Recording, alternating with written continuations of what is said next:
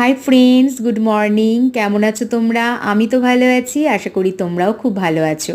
তো ফ্লিপকার্ট থেকে একটা ড্রেস অর্ডার করেছিলাম, সেটাই আমার বন্ধুদের সঙ্গে একটু শেয়ার করছি।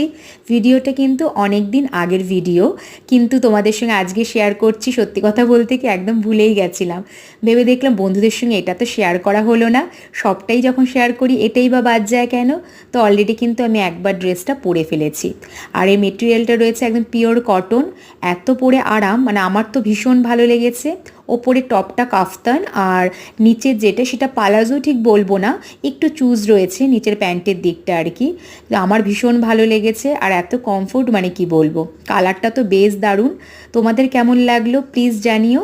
তো আমি আমার একটা পিকচারও দেখিয়ে দেবো পরার পর কেমন লাগছিল। তো ভালো লাগলে প্লিজ কমেন্ট বক্সে লেখো। আজকের মতন আসি, ভালো থেকো, সুস্থ থেকো, টাটা।